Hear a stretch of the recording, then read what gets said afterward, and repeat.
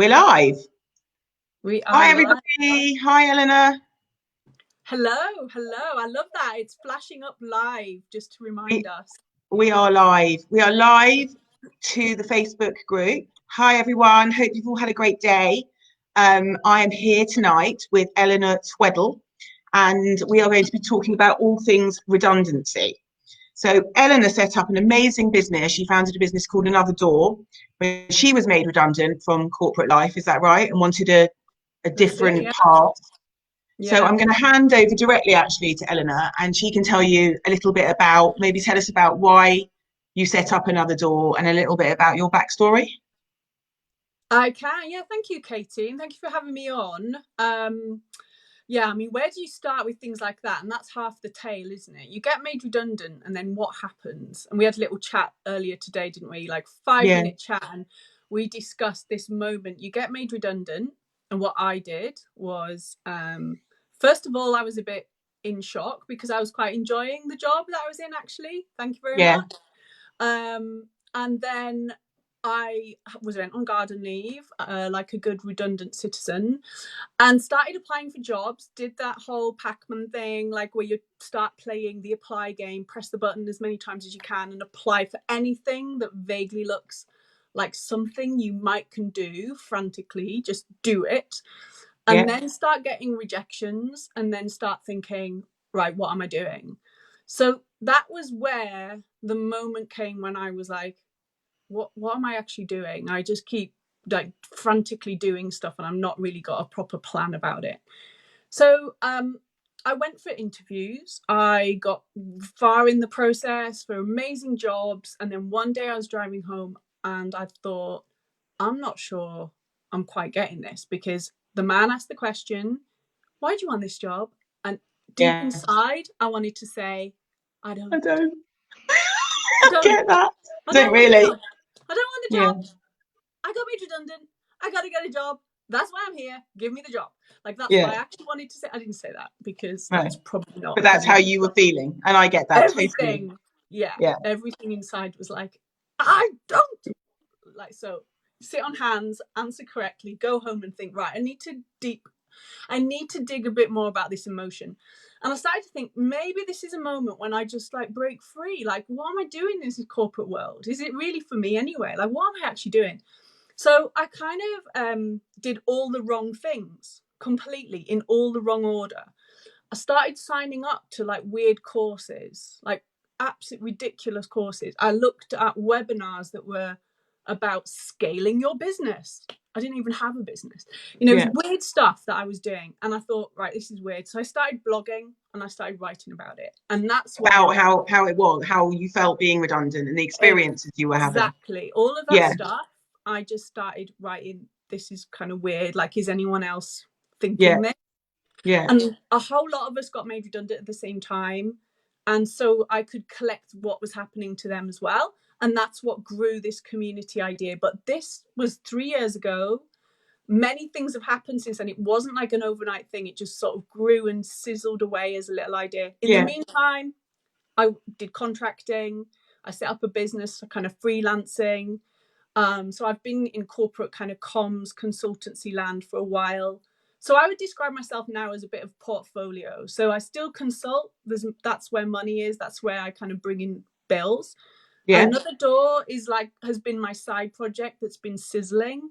And then lockdown happened and I was like, right, just go all in full time. You've always wanted to give this full attention.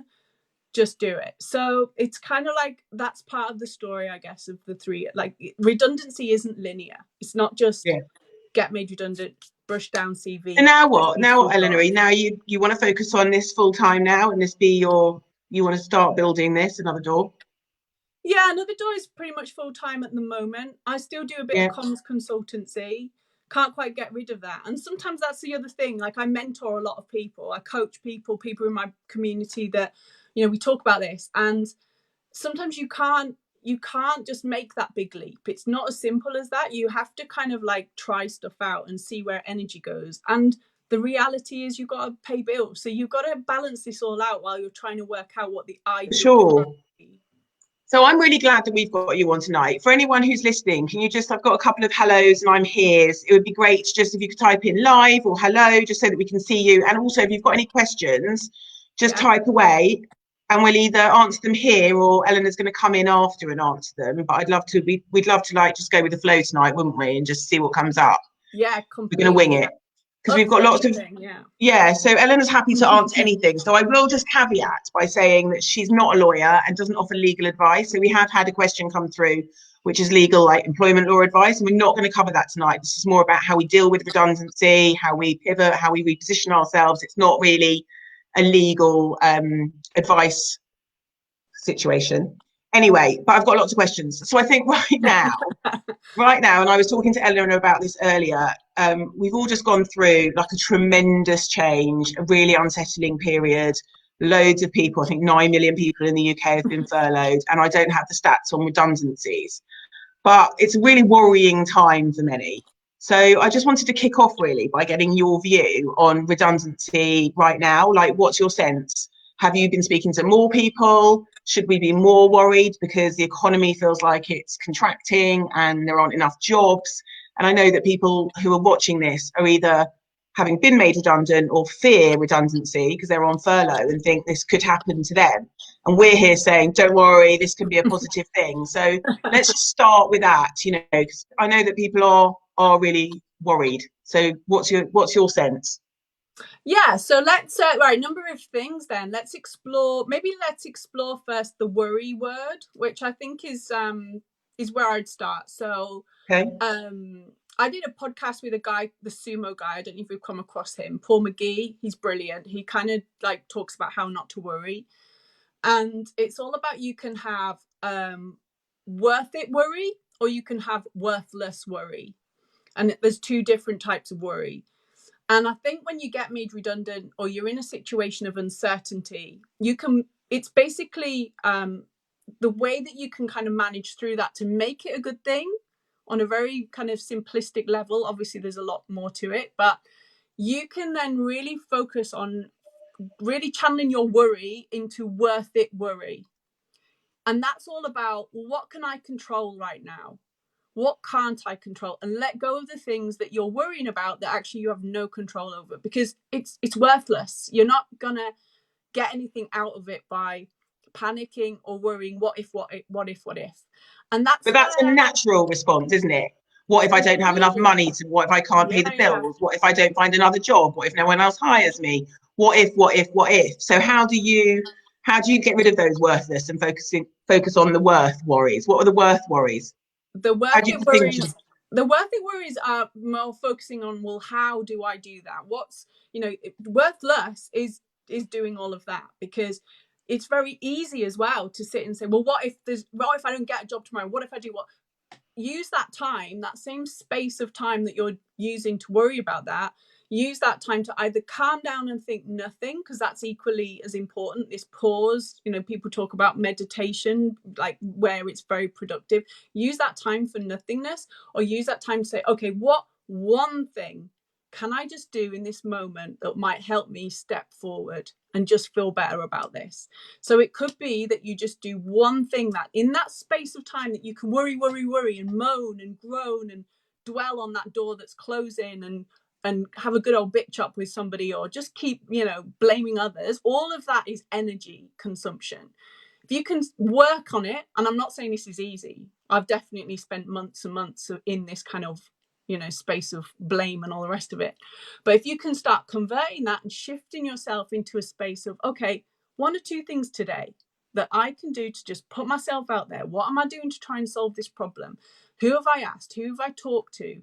And calm it and keep on telling yourself, I trust myself. I've got this. I'm a talented person. I'm going to find something. That's the difference between worth it worry. I think that's the thing. Being made redundant, we touched on this earlier, and I've just interrupted you, which I told you I would, but we talked about this earlier. And I said to you, the thing is with being made redundant is it feels very personal. When you are in control of leaving a job, then you make that decision. You've got a plan. You're in control. You're in the driving seat. When you are sacked, that's the worst thing. But when you're made redundant, that's just like, it's such a crap word, isn't it? I've been made redundant. And first of all, in my opinion, and this is what I understand it to be. It's not you that's been made redundant. Your role has been made redundant. Is that right? And so it's like a distinction between actually, no, it's not you that they've let go. Your job has been made redundant. But it's so emotional. Yeah. And people feel very emotional about it. Yeah. And you've just talked about that worth, but how do people get past that? Because I think people feel this kind of real emotional misery that they've been made redundant and it wasn't their choice. Yeah, I think that's a good point. So I would say, I mean, I describe it as you've been dumped, essentially. It's like the worst dump of your life. Right? Not the worst dump, that's probably the wrong sentence. But that's how it feels, isn't it? That's how it feels. And it's all, I mean, the business might as well say it's not you, it's us. You know, all of that good stuff that happens when a relationship breaks up, you've been dumped. Yeah. And you kind of need to deal with it in that way, that they've made a decision, they've moved on, and everyone involved in that decision, whatever, right and wrong, they're now in a panic because actually they've got to deliver. They might think, am I next? Like, they've moved on. So you can sit in that state, and you will sit in that state of thinking, what could I have done? Was it something, did I not say the right thing? Did I work hard enough? Am I really actually quite bad at what I do? You can do all of that. And actually, I think you need a little bit of time like that. You know, call it wallow time. Slosh about in the mud a bit. Have a bit of wallow time, a bit of sorry for yourself. Do it. Don't resist. I think too much you try and push through the positive. People try and push you through being positive. Don't worry, it'll be fine. You know, chill But it up, is blah, shit. blah, blah. So accept it, wallow for a bit, pick 100%. up, get on. 100%. Yeah. Just like enjoy the wallow actually as well. Enjoy that little bit of time that you can just feel a bit sorry for yourself, sulk a bit, get a bit annoyed. And exactly, then it's time to brush off the shit before it dries, because that's a nightmare if it dries. And then start, right, how am I going to own this? What am I going to do that says, like, it's almost like that revenge. You know, you get dumped. Let's go back to that. You're going to get like Brad Pitt for your next boyfriend. Yeah, it's going to be better. That's, I mean, if you like Brad Pitt, I don't know, some people might not, but you know, it's like that. You know, fine. You don't want me. Like, come back stronger. Right, I'm gonna nail this. I'm gonna find something that I want to do, and I'm gonna take this time now. Think about what I want to do next. Okay, so we've covered that, and someone actually just asked, how do you not take redundancy personally? It's been really emotional, and I think that we get that. And what you've just said, it is really emotional. It does feel really personal. Wallow, and you should feel those feelings, but actually, it's not personal because it's not about you. Is that right? Correct. It's not about you. And even if it was about you, it's irrelevant. You know, it's totally irrelevant right now, because your job now is not to think about why that door closed. Your job now is to sit in the space between. And that's kind of what the another door is about. The door's closed. You've got another door that is definitely going to open. You've got this space in between. You can own what happens in that space. Definitely have a bit of shit time, but then yes, we're going to be moving into more. So let's talk about the moving on phase. So the next stage is the move on phase. We've wallowed, we've felt shit, we feel bad, we feel like we've been dumped, we've talked to all our friends, all of the emotion, and we still feel a little bit like that. But we are going to brush down now, and we're going to pick up, and we're going to go, now what? What's next? So how do we detach? What's the plan? How do we take our steps? Yeah, so the thing I kind of speak to is I want this to be even better. So I get that some people are just, you know, you got to think about your priorities, and you might just want another job, and that's fine. That you're comfortable with that, that's fine. The bit I try and kind of push into is you can make this a good thing. So to do that, you have to give yourself space to really think about hidden talents, to really think, what do I actually want to do? And start thinking about, if everything came true for me, what's my ideal tomorrow? What does that look like? And the amount of people that I talk to, and probably you do as well, Katie, in what you do, people can't articulate that. And if you can't articulate what your perfect tomorrow looks like, it's not going to happen. So do the time to think about that. And I get it. I get a bit of kind of pushback and resistance when I talk about that, because people say, well, that's luxury. Time, I don't have the luxury of time.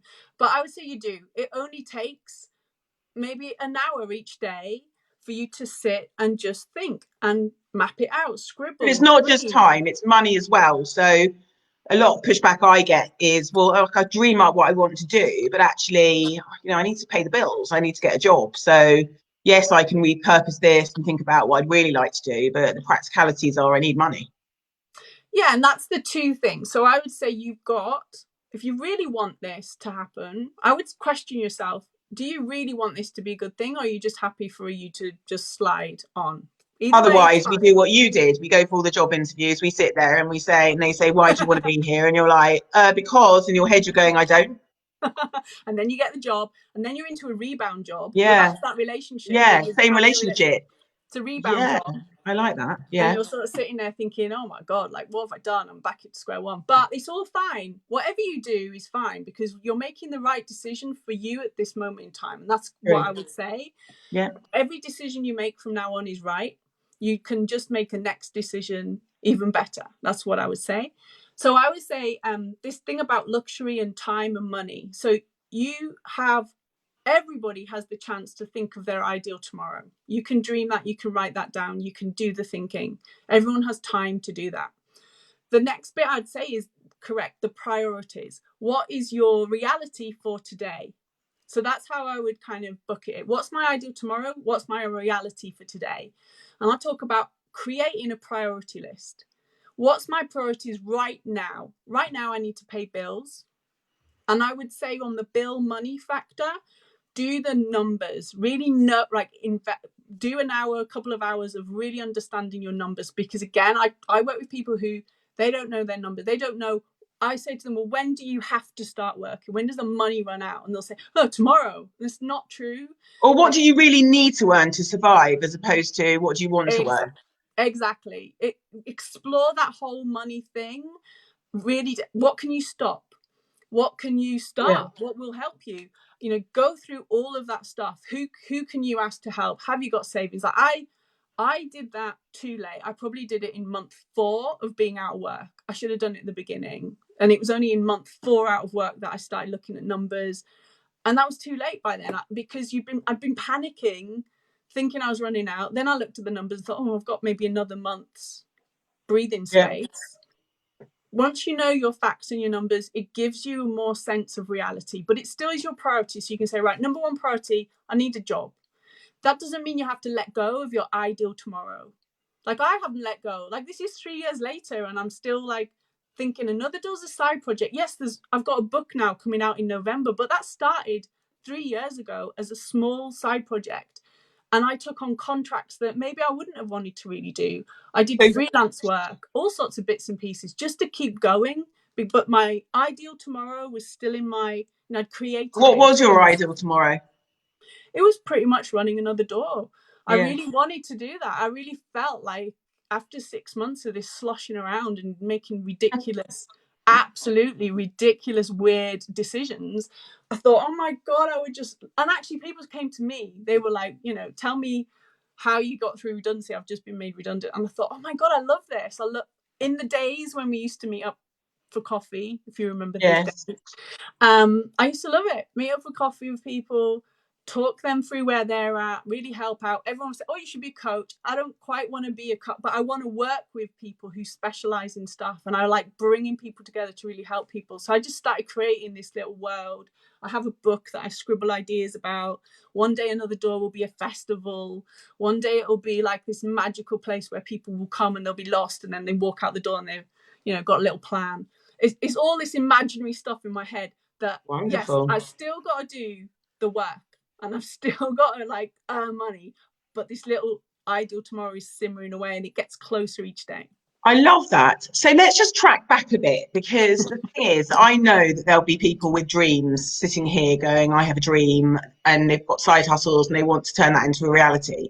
Yeah. But I want to also focus on the people who have been made redundant and maybe they love their job.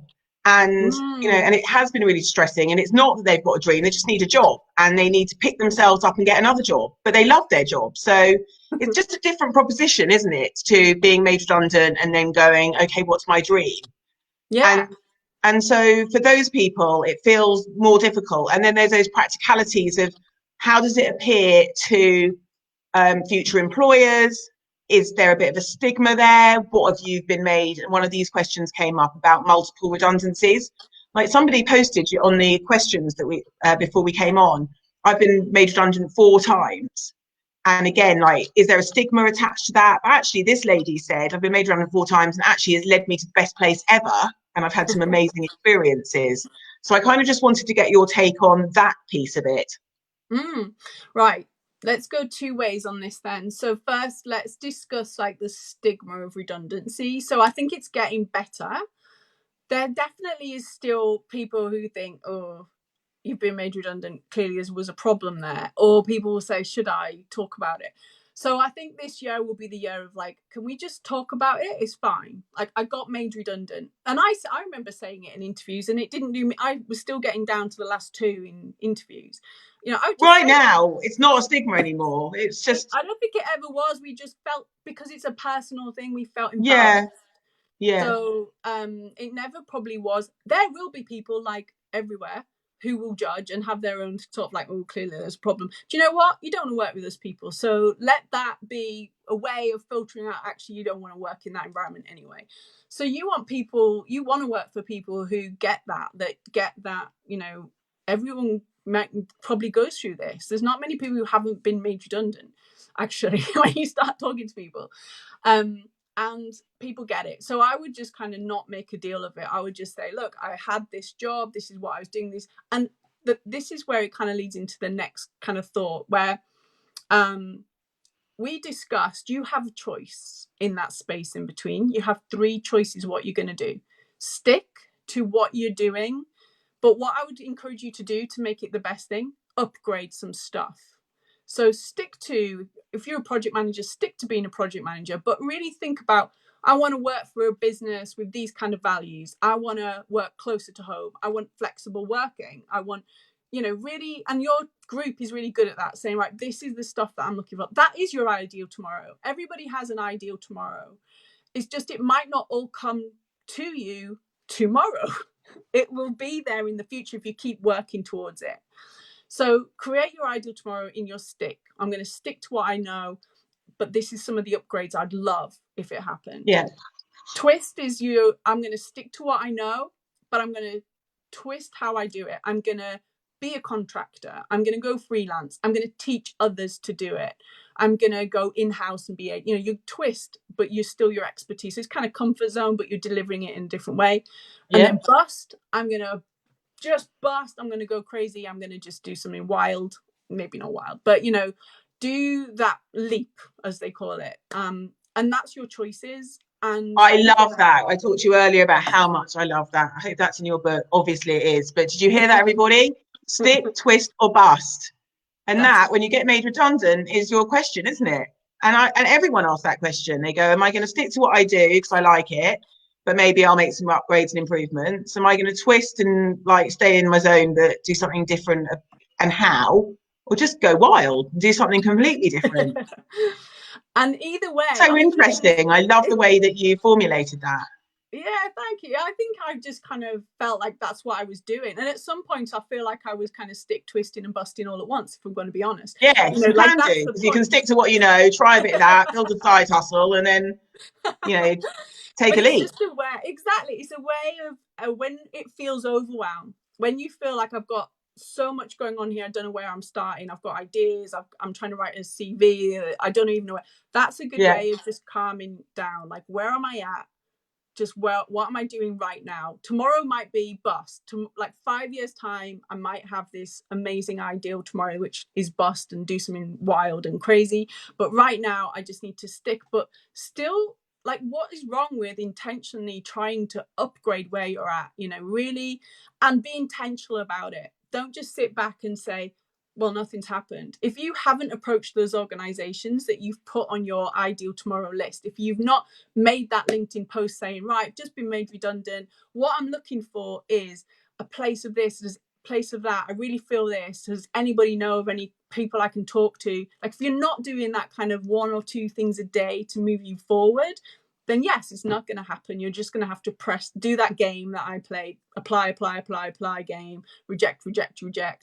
So many people on the group, Eleanor, they just, and I've seen it and I know it because I also recruit, but they do that. They go apply, and they're like, well, I'm not getting anywhere. Well, stop applying for so much and start taking a step back and thinking about what it is that you really want to do.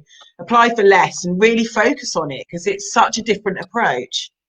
Totally. Get selfish. Get really selfish. And the thing that happens if you just give yourself a bit of confidence that if you get really clear on, I want this job, I want it here, but it'll come up. You'll see stuff that will start coming up. Or if you reach out to people and say, I would love to work in your organization, how do I do that?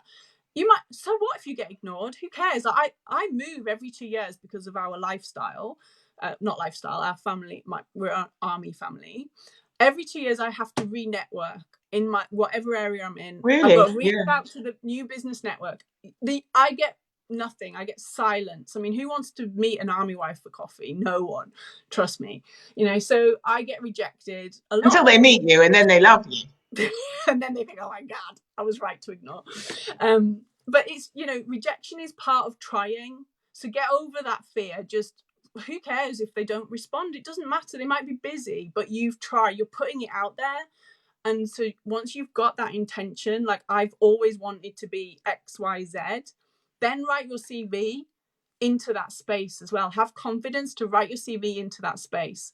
I know it's a bit of a leap, but I just feel like then the recruitment process will do the work. Because if you're not a match, you'll get rejected. And that's I also think like it's about how you frame it in your own mind, because you can go, call me, I've been made redundant, blah, blah, blah. But actually lots of companies who I speak to view that as a massive advantage, because what someone else has lost is another company's gain, and they get snapped up because they're like, you've got all these brilliant skills, that company might not have needed them, but actually we do. So like once you're out of the wallow, it's starting just to reframe it and to think, actually, I have got all of these skills, and that some company's going to want me and snap me up because of them. Okay, so you talk about your ideal tomorrow, upgrading, making sure, but how do you start to reimagine this new world? Like, I think people really struggle with that. So what steps should they go through when they're going through this? Who am I going to be? How am I going to start? What talk us through that. Yeah, so I think from my what I would put, I mean, there's lots of different versions of this, and you can just Google all sorts of different articles and read all sorts of different books on this kind of stuff. But if you're curious about that and you really think, right, I'm going to start this experience and see where it goes, and you start approaching your life in that way. So you think, right, it's not all going to happen tomorrow, but I am actually feeling like there's a different me that's going to come out in a few years' time, and I'm willing to do work and be open and curious to what's going on. I think that's the first stage. Like, you're not going to go on one program or one workshop and it's all going to happen. So even another door, even though it's amazing and we do great stuff, it's not, that's the truth. It's going to be work. Keep going at it, changing stuff and trying stuff. So first of all, you've got to just say, okay, I'm open to this. I think that something good's going to happen, and I'm opening up to this, and I'm going to see what starts coming in. I'm going to start doing stuff, 1 or 2 things to just talk about it to people and see where this takes me. That's the first thing. The other thing is this bit about finding your sort of true calling, or finding your purpose, or your big what. Like, these big questions, I think, sometimes put people off, because it's like, oh my God, I don't have a big purpose. I don't want to change the world. I don't know. Oh my God. And they kind of shut laptop down and just like, I'm going to just stay me. That's cool. I'm fine. But that's all right. That's stick, and that's comfort zone, and okay. It's totally fine. All of that's fine. I also think it's all right just to have a small why. Like, you can have your personal why is the most important thing.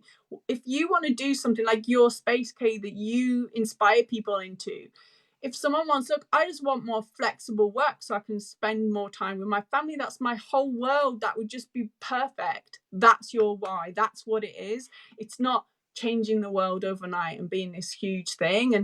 And actually true calling, and that might take years for you to, you might never find what you're here for. But what's interesting is that if I think about me and you, our imagine tomorrow, our ideal tomorrow, we've both fallen into that through personal experience.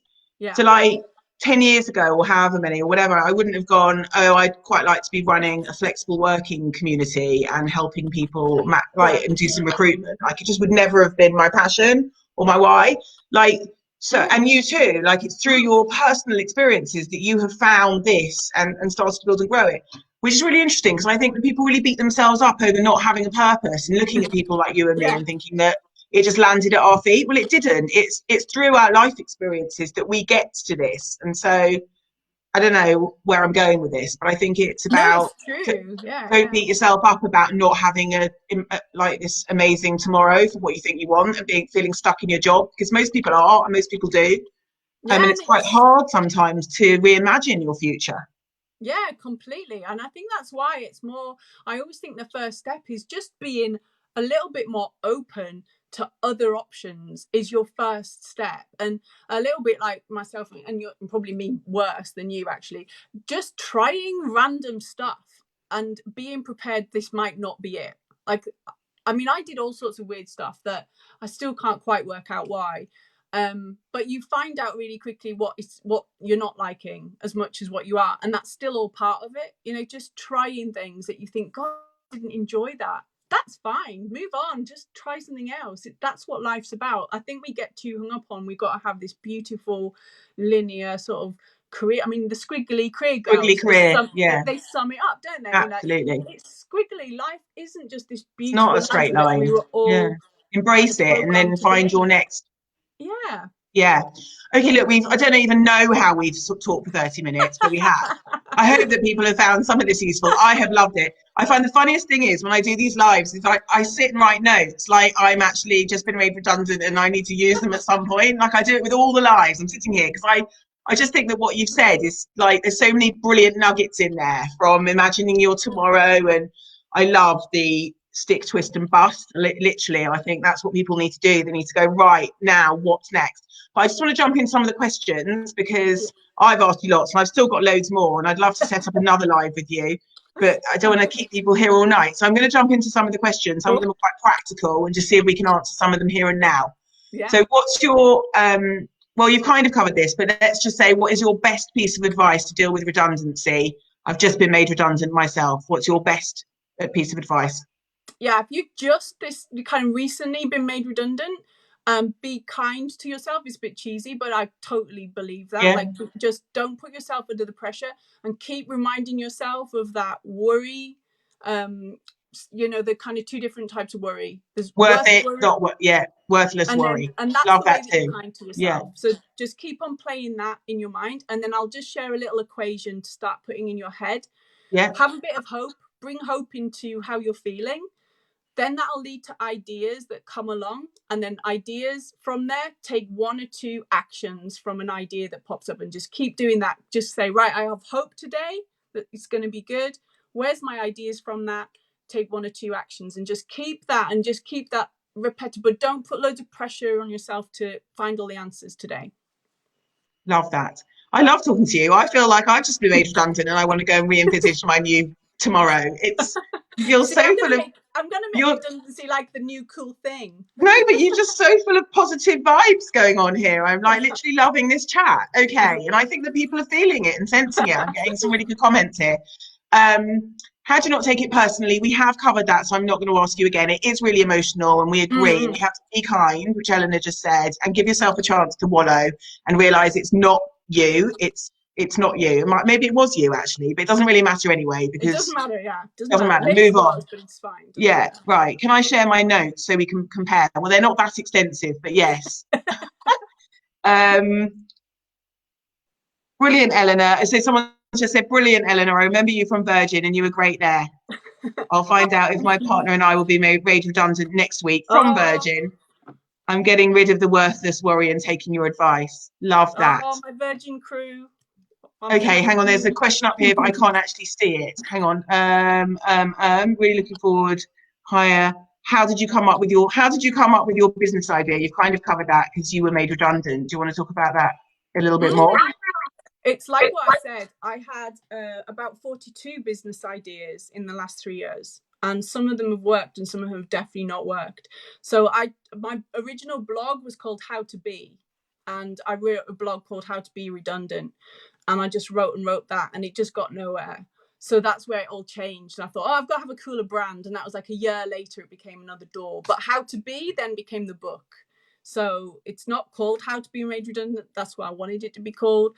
But the book's called something different. But yeah, I think it's just keep trying. And it's almost like massage. It's like an artist. You just keep massaging and working. And where's my energy? What do I hate? What's really like getting me that right? Get rid of that bit. Put something more that's given me energy, and you just keep working, especially if it's a side project, keep doing that stuff that you're just enjoying. Okay, and then I do want to cover this question because I think that other people, it can be a real worry for people. So, what advice do you have for someone who's been made redundant after 16 years? Mm. So after 68, people always feel like their long service is like some sort of like sentence. So I would say, actually, you've used the word reframe. Like in that 6 years, think about all of that stuff that you've seen. You've seen a business grow, you've seen change, you've seen it transform. Remember all those moments. And that's how you then can reframe how you talk about your experience. So don't think of it as like one job. It's 16 years. Like how True. many How much have you lifetime, seen change, and how how much have many you, products yeah, been, the organization introducing products, different services, like the Virgin crew, like how many different aircraft routes, CEOs, blah blah, happened in that time. So stop worrying about a job title. Like your job title means nothing. It's about your experiences, and if you can kind of get that across, and if you've worked it into your ideal tomorrow anyway, you should be talking in that space. I mean, this is more your space, Kate, because it's a redundancy, the recruitment side, but I really feel like people's experiences are so much, and attitude is so much more valuable than one job title. yeah, but just think people, it's a different scenario now. Like you can't really win. So if you jump around every year or two, then you consider to have no sticking power and you're buggered. Yeah. So literally they're like, well, why'd you keep moving? They've got no loyalty. And then you stick at a job for 16 years and then you're like, oh, I haven't worked anywhere else. And they're like, well, you've never worked anywhere else. So I just think you have to use what you've got and, and put your best self out there with all the skills and the stuff that you Yeah. developed and acquired, and just know that you've got a lot to give and make sure that you share that with people. Do you know what it is as well? I think, you recruit. I've recruited hundreds of people when I was in corporate land, and there's actually a few times that I've even bothered to look in honesty at a CV. I've used an agency, they've given me a recommendation, I meet the person. And if I like the person, they kind of fit Totally. in my dynamics of the team. I think, oh, you could really shake things up here. You could bring that to it. Done. Don't. And then I sort of go, oh yeah, where did you Yeah, I'm the work? same as you. But I'm the we're very same. instinctive people. People don't hire like people like you and me hire in that way. Like I don't care about all that stuff. If I get on with you and I think that you could do the job, then I'm exactly the same. But not all companies are like that, are they? No, They're they're tick not. No, they're not. boxing, and yeah, Yeah. they're not. But then you've got to find the one that's right for you. Yeah. Okay, You'll attract that. It's like magnets. You'll exactly. attract it. Exactly. Okay. I'm going to ask one more question if we've got time, which is somebody said, when you have been made redundant, do you put that on your CV or do you put looking for new opportunities on your LinkedIn? Like, how do you talk about that? Mm.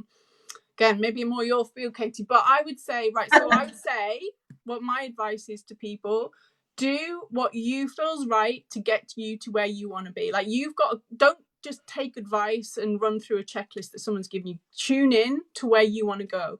When you're ready, do that LinkedIn post that's amazing. Like put all the personal energy in there. Like, right, I've just lost my job, but I've been doing some thinking. This is what I'm really wanting. I've got a few questions out there. People love questions on LinkedIn. They love to share advice, like ask questions. So I'd use LinkedIn in that way. I wouldn't really worry too much about the redundancy thing, as in like a title, but I would definitely post in LinkedIn. I've, just been made redundant, but this is what I'm looking for. This is what I'm wanting. On a CV, no, I wouldn't put it. I don't think it matters personally. I certainly haven't put it, and I've been made redundant. I haven't had work for I'm a good loser at losing, my job, and I've never put it on my CV. But it's how you feel about it and how you want to use it to get you to the next I step. agree. And again, I think you've just nailed another point, which is just about how you feel about yourself, because none of that really matters. Like if you're in this down and what is it called, miserable Mandy phase or, desperate Deirdre or whatever you want to call them, then that just comes across. But if you've like wiped yourself off and gone, actually, I am worth it. I am in the worth it phase and I'm now going to put my whole self in, like that comes across and people want to buy into you. So if you're feeling like, oh, I've been redundant, and that is that first phase, isn't it? That you've got to get out of to get into the right. Now I'm going to go after it. It's If you all up see, here. yeah, it totally is. Yeah. And if you see that perfect job, I mean, like if you see I'm back to relationship. I'm just obsessed. I don't know why. I've got obsessed. No, it's a good analogy. People get it. But if See you that see man, that go after it. Yeah, if you see that perfect partner, you're not just gonna like go, oh, there's this perfect person in the bar the other day. Again, back in the days when we were in bar, and you're not gonna do that. You're gonna be like shuffling about, trying to do the Showing your best self. You might get rejected at first. That's fine. That happens. But actually, does it come around again? Like, how many people have got a story where they applied, they didn't get the job at the first time round, but they got it right the second, and it was an even better job. And you know, that it's that kind of thing. It's like really setting your mind on, I want that. And that really comes through. And somebody's done the work as well. Do the prep. Don't turn up to an interview and not do the prep. Like, want it and show people you want it. Okay, right, we're so out of time. We've gone 40 minutes. Someone has said, yes, please do another live. So, Eleanor, you're going to have to come back in again. I hope that tonight has given people a good kick up the bum and some inspiration and feeling really positive, because redundancy is not a negative. Yeah. I know it feels like it. So what are your final words, like Jerry Springer? Do you remember him? Like, oh, wow, Jerry Springer. I would say, look, respect how you're feeling. Like, don't just dismiss that you're feeling a bit peed off about the situation. That's fine. Yeah. Brush yourself off and do that work. Do the work on what's my ideal tomorrow and know it. And every time you see someone or chat to someone, make sure you're telling them. Like, do the work, put it out there, and it'll come. And just know that you're going to have, this isn't your forever. This situation you're in right now is not what you'll be doing this time next year. So, like, just put it out there. Get involved in stuff. Do random things to earn money if you need to earn money now. And the last thing I'd say is try and enjoy it. Like, this is still your life. It's the weirdest thing. Like, try and enjoy redundancy. Are you joking? But have a bit of fun. Like, just go easy on yourself. True. And you'll sort it out. And you don't get that time back sometimes, do you? So actually go easy. Love it. All right. I've loved having you. You've been one of my favorite guests ever. Really, really enjoyed it. We're going to have to work together again. How do people find you if they want you? Another Door UK. So I'm on Instagram, and I do quite a bit of LinkedIn posts and stuff, trying to help people with think about it all. anotherdoor.co.uk. And when's your book out?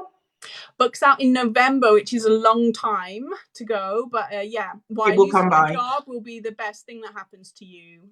Oh, love it. Okay, we're going to have to come back on in November when the book launches. All right, guys, listen, I hope everyone has found this helpful. And if you've got any questions, drop them in the comments, and Eleanor will come back in and answer anything that she can. Otherwise, she'll drop her contacts and you can get in touch with her directly or find her at Another Door.